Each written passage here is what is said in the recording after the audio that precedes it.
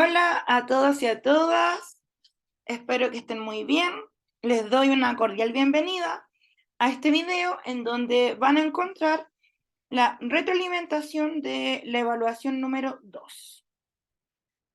A continuación les voy a mencionar los principales desafíos y también las fortalezas que se evidenciaron en la evaluación número 1.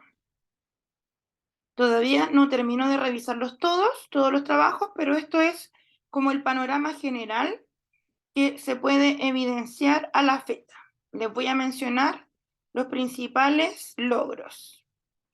En primer lugar, los felicito porque la mayoría logró localizar la información explícita en el texto. ¿Cómo lo hicieron? Usando su destacador o subrayando. Hay algunos que respondieron las preguntas correctamente, pero no subrayaron. En esta ocasión eso no tenía puntaje.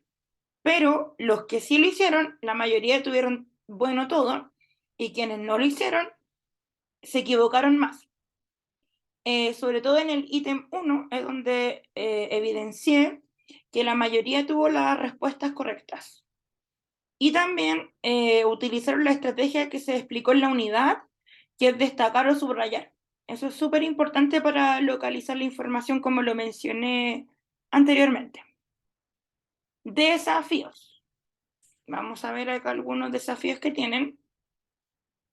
Esto es como una de las cosas principales que observé, es que muchos o muchas escribieron la respuesta, la copiaron del texto, luego la pegaron, pero respondieron en un párrafo. Eso es muy extenso. Tienen que responder solamente lo necesario. Por ejemplo, lo que descubrió Marie Curie era el polonio y el radio. Sin embargo, algunos escribieron mucho más de lo que se requería. Y en otros casos, al parecer no revisaron bien la pregunta y no respondieron lo que se pedía.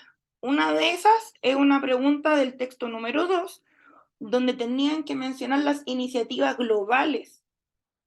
Ya, eso tenía que ver con los acuerdos que estaban ahí textuales. Ya algunos respondieron otra cosa porque no se fijaron en la pregunta. Es por eso que aquí, como lo puse en negrita, sugiero que antes de escribir la respuesta, también destaquen las palabras clave de las preguntas. También deben revisar las respuestas, ya que todo estaba explícito, es decir, tenían que solamente buscar, localizar, subrayar y luego responder.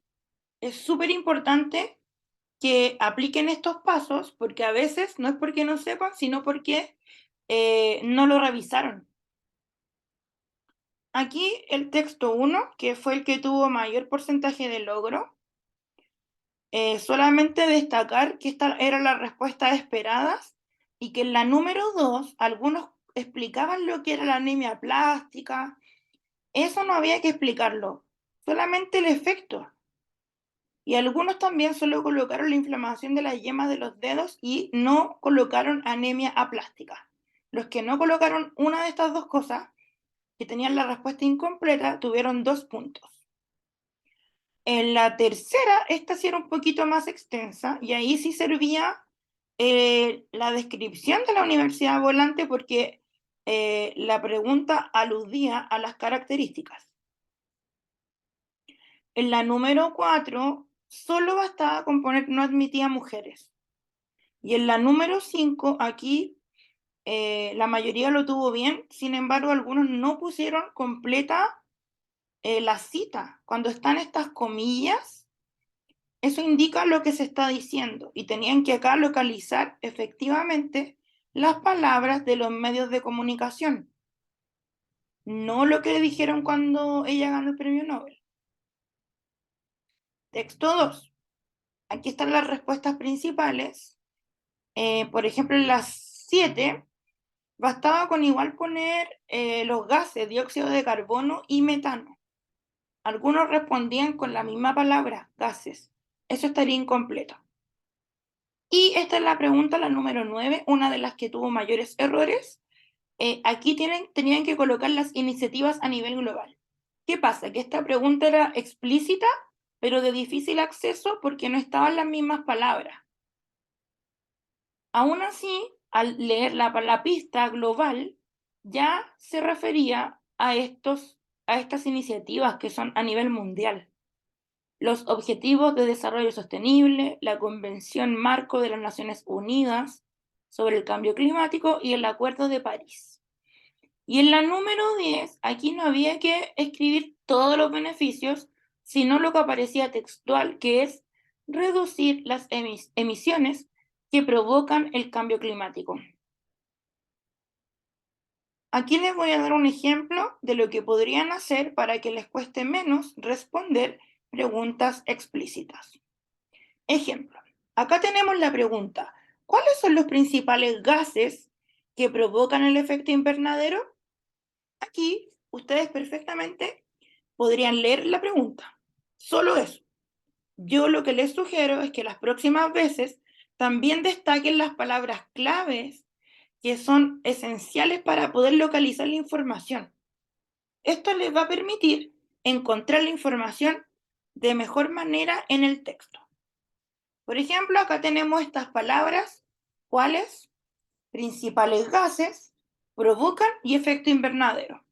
Ahora ustedes pueden volver al texto o releer y buscar solo esa parte, el párrafo que les sirve, y volver a leer solo ese párrafo. En este caso, tienen que ver los principales gases que provocan el efecto invernadero. Eso aparecía textual. La palabra gases acá es la principal porque muchos no mencionaron el nombre de los gases y había que especificarlos. Y aquí podemos ver que en el tercer párrafo estaba la respuesta. Y ahí están las palabras clave, gases, efecto invernadero y provocan. Esta era de fácil acceso, la podían reconocer de inmediato y ahí tenemos la respuesta, dióxido de carbono y el metano. Así que esa es la sugerencia para que apliquen esta estrategia en las próximas evaluaciones o próximos trabajos que tengan. Y ahí tenemos la respuesta, el dióxido de carbono y el metano. Texto 3. Ya, este texto tenía 3 preguntas solamente, sin embargo, la mayoría tuvo puntos incompletos. No que estuviera 0 puntos, que estuviera erróneo, sino que, por ejemplo, en la pregunta 11, solamente decía a los conductores en estado de ebriedad, pero eso estaría incompleto y se podría confundir con otra ley. Luego, en el origen de la ley, debían especificar la petición ciudadana, esa era clave. El que no puso eso no tuvo el puntaje completo. Y la pregunta número 13, ¿cómo se relaciona con la ley Emilia? ¿Cómo se relaciona la ley Emilia con la de tolerancia cero? Era muy importante que escribieran la relación y que se complementaban. Y el tema de las sanciones, porque dependía de la situación si se aplicaba la ley Emilia o la ley tolerancia cero. La número 13 fue una de las que tuvo como mayores dificultades por lo visto, pero más que nada porque estaba incompleta. ¿Ya? Entonces ahí es importante porque al decir relaciona, está explícita, pero tenían que igual relacionar ya una habilidad un poquito más alta. Recuerden, este es como el último tip que les doy. Siempre leer el texto primero, luego leer la pregunta, y ahí yo les sugiero destacar las palabras más importantes de la pregunta, porque eso les va a permitir volver al texto y localizar la información más fácilmente. Luego pueden subrayar la información, en este caso estaba textual. En otros casos tal vez van a tener que subrayar solamente la pista. Y finalmente responder. Todo esto les va a permitir extraer información de mejor manera.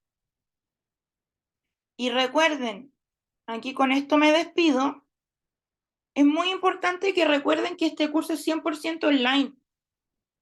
No hay clases todas las semanas, pero tienen que estar atentos a los links que están en la parte de acceso, porque ahí se publican las fechas de las clases abiertas. Esas clases las puede realizar otro profesor de comprensión lectora de este curso. Y se llaman abiertas porque pueden haber compañeros de otras secciones. no solamente de las que yo hago, sino secciones donde participan estudiantes de otros cursos, de otras carreras. Es importante también que participen en el foro, que escriban ahí sus preguntas para que así puedan preparar los profesores de mejor forma esta clase abierta o para que su tutor, en este caso yo, les pueda responder. Por ejemplo, antes de la evaluación número 2, hubo muy pocas preguntas en el foro. Y lo último, en el foro no se publica la evaluación. Las guías tampoco es necesario que las pongan en la parte de guías. El foro es para las preguntas. Por favor, si es que alguien tiene alguna duda aún, recuerde que hay videos que explican cómo convertir el archivo PDF y cómo subirlo. Y también hay videos de la clase de inducción que está en la parte general. Eso. Me despido por ahora. Les pido que si tienen alguna duda o consulta, me escriban. Recuerden que solamente se aceptan dudas o aclaraciones respecto a las entregas de evaluación solo los primeros días, de 3 a 5 días máximo. Y solo se acepta un trabajo tardío en el caso de que usted tenga justificativo médico o laboral. Eso, me despido el día de hoy. Espero que esta retroalimentación les sirva y recuerden, el feedback se hace aquí de manera general. Yo les envío su pauta y lean bien cada indicador. En caso de duda, escríbanme. Un gran abrazo, que estén súper bien. Adiós.